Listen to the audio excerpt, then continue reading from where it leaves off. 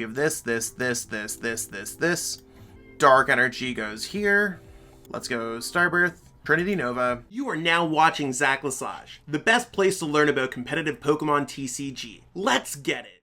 Yo, what's poppin' peeps? Welcome back to the channel. Zaclasage here. Today we're going to be covering another Brilliant Stars deck profile, and that one's going to be on Arceus VSTAR Toolbox, that is. So I know we've covered a few Arceus decks, but Arceus VSTAR Toolbox decks with the Galarian Moltres, Galarian Zapdos, all those things have been seeing a lot of success in tournaments, and that's what we're going to be covering over today.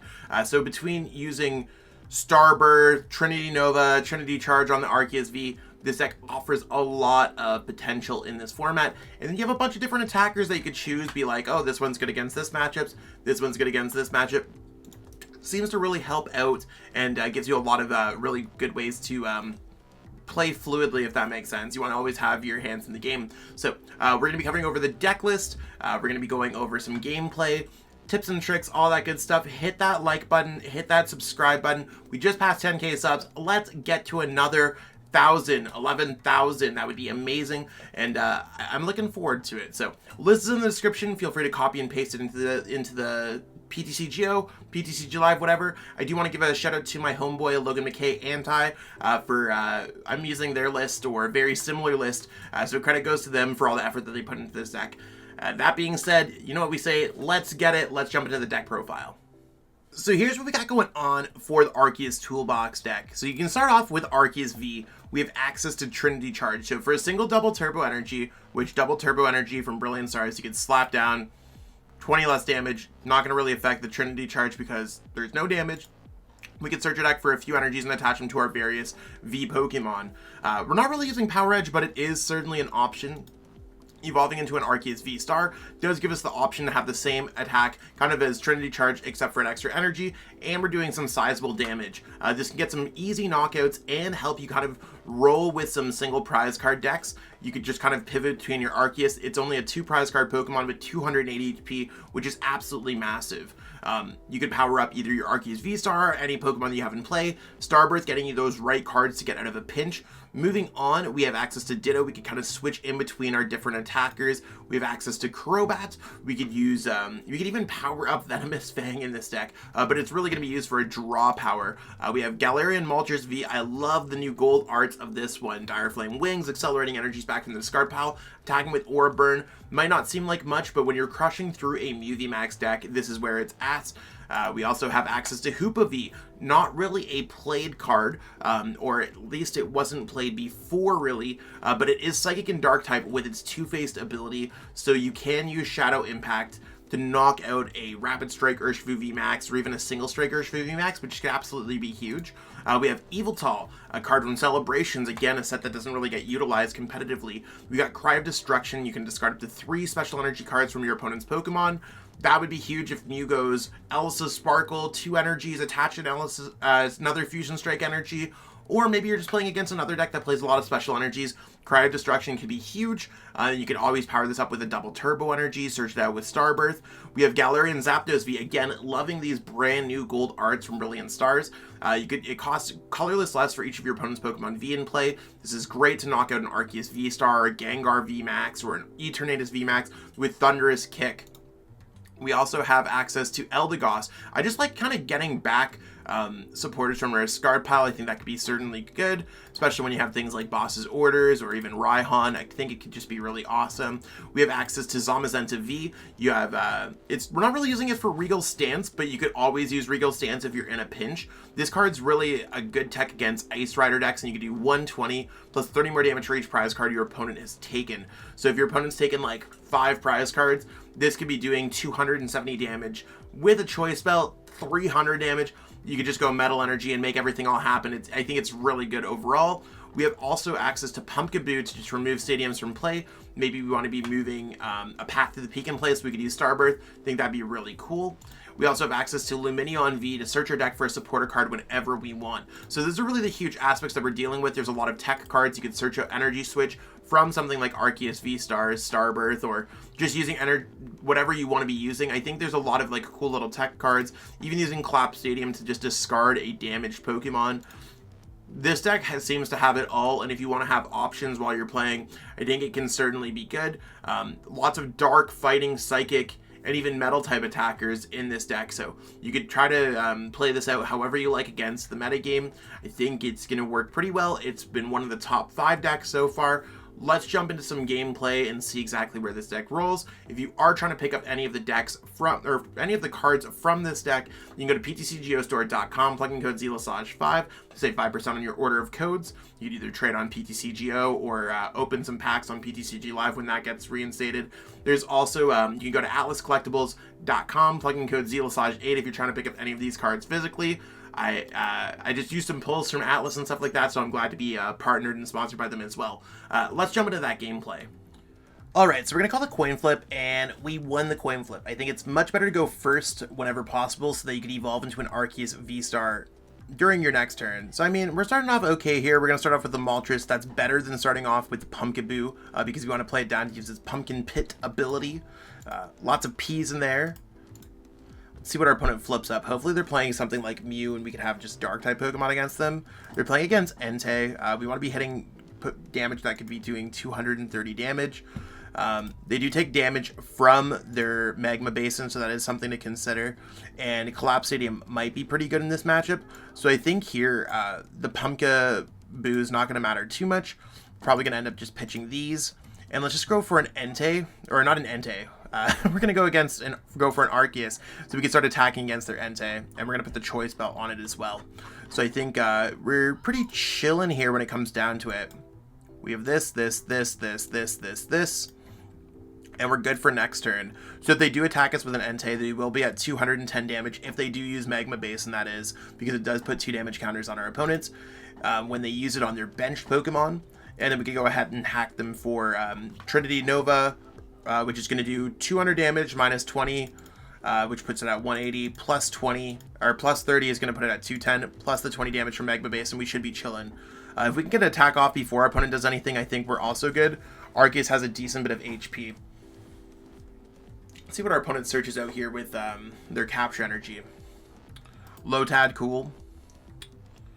Definitely an interesting choice. Collapsed Stadium is also probably going to be pretty good in this matchup to just reduce our bench size and reduce our opponent's bench size. And it looks like they're struggling here a little bit. So we want to try to find ways to knock out Entei. Our deck doesn't really have a great way to do so, but it's just one of those weird matchups. Again, we're only choosing techs here that can attack. So let's see what we get. We got Hoopa. Hoopa's not going to really be a good attacker, and we don't really want to bench it down. So let's just go Collapsed Stadium to reduce both of our bench size and just pitch this hand away. See what we get here. We do have access to being able to attack, so I'm definitely going to be going with something like that. Let's just go Dark Energy goes here. And I'm going to go ahead and Ultra Ball away. I think I'm fine to go like with this and maybe the Lumineon. I think I'm fine with the Lumineon just going away. I don't see a world where I want the Lumineon.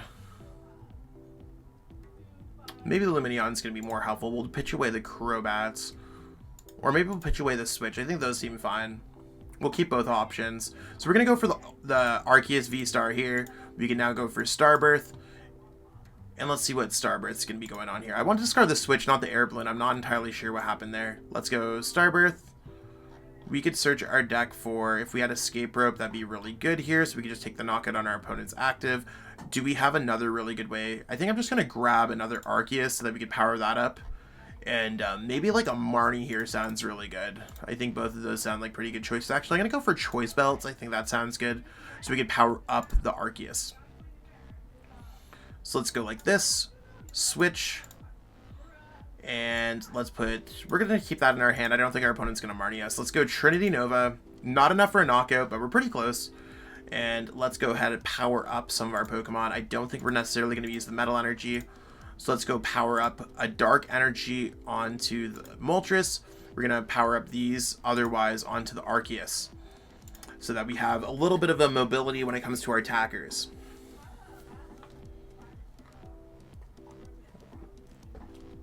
Now, our opponent looks like they're still struggling this game, so I'm about it. Even if they just attack us, we can still get an attack off, and we're still 2 prize cards up on our opponents.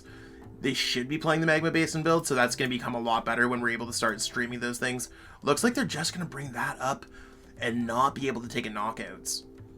So considering we already found ourselves discarding that, we need to find a Dark Energy in order to get out of the active spot. I think that's what we're going to end up doing. Let's go Choice Belt here. Do I want to play Crobat first?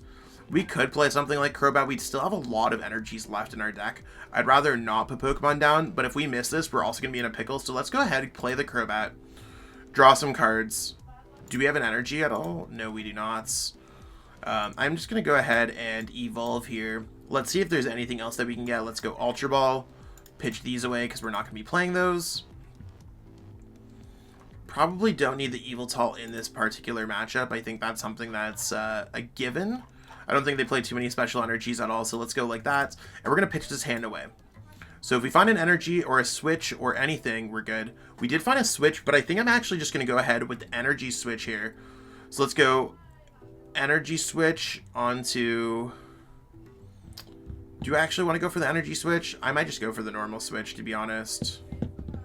It's tough, right? Yeah, let's just go for the normal switch, send this up, and then we're just going to power up our Pokemon. So let's go Trinity Nova, Knockout, and then we're going to have our energies in play, so we're chilling. So let's grab our other energies in play. We want to go one there, and we'll go maybe the Metal or the Fighting Energy onto the Crobat, so we'll go like this. And we have enough attackers to kind of roll through for the rest of the game. So we have 3 fully built attackers. It's like our 3rd term in game, and you can see how this deck can be kind of overwhelming for your opponent to deal with, even though we're just playing with like kind of a normal matchup here. So far, so good. There's their Fire Energy. Maybe they're just going to go Call for Family. We could also go Boss's Orders, bring up one of their Pokemon, knock it right out. So there's their Call for Family. You can see we're in a really good spot. And let's see what they end up getting. They can only search for 2 basic Pokemon. We also just can attach an energy to this Arceus and get a knockout on one of their Pokemon in play. Because we could do 230 at that point. So I think that's really the point where we are chilling. We are good. So just being able to use different damage. There's Entei. There's Mew. Cool. So we're going to go ahead here. We're actually just going to start off by retreating right away. Taking this away. Let's go Boss's Orders. Bring this up. Because we are able to hit for 230. And let's just go ahead. Rip through their Pokemon. Trinity Nova. Knockout. 230. You can see how our numbers just seem to work here. We don't have any energies left, but we do have a double turbo energy if we really needed to. And we have another double turbo energy in hand. You can see like we're kind of like rolling through this game. Even if they bring this up, we could always attach the energy and move the energies around to it. If you're ever like catching yourself doing less damage double turbo energy, you could always retreat it to get it off a different Pokemon. And now our opponent just has, it's a 2 to 6 prize card trade. I think we're just going to roll through this game relatively easily. So that's our game plan. We're really just a Boss's Orders away, and we can also just go for the Eldegoss for the Boss's Orders to win the game. So I think we're in the clear here, unless our opponent does not bench a 2-prizer. In that case, we're still in the clear. So we'll see how Ho-Oh Entei is going to be dealing with it. There's their Magma Basin. Are they going to be able to get off their strategy, or is our deck going to be too quick here? And I know like this is kind of like how it would work in any kind of game. You just want to choose the attacker that's going to be able to be the most efficient. If we're playing against Mew, Dark type Pokemon are going to be really efficient. That's how you're going to be able to attack their Pokemon relatively quickly. If you're playing against a deck like Gengar or Eturn or an Arceus deck, Galarian Zapdos is good. If you're playing against an Ice Rider deck, Zamazenta V is good. Like, there's all these different ways to make things happen. Yeah, so we have Boss's Orders for game. I think we're going to be absolutely chilling here. We're kind of good to roll through this one. So, yeah, it doesn't require a lot of games. Just think about the type of deck that your opponent's playing, having knowledge of what's going on in the metagame. That's going to be the key to seeing success with this deck. And I think so far it's going really well. Are they going to be able to get the knockout is the big question. Because this deck can be quite vicious. I've seen a lot of people playing it, and Entei is getting a little bit more popular now. Not entirely sure why, but it's okay. I personally think the Suicune Ludicolo version's a little bit more consistent or just better in general. See this quick ball come down. Our opponent's just kind of going through the motions. A lot of these decks take a lot of time to play for what it's worth, so just kind of vibing through. There's so they're doing what, 120, 220. It looks like this will be able to get the knockouts with their magma basin and everything. It looks like they're doing the 280 damage, and I'm totally cool with it. Do they have enough? There's their fleet-footed 120. Yeah. Okay, Choice Belt as well. Cool. That's a lot of damage. 310 knockouts.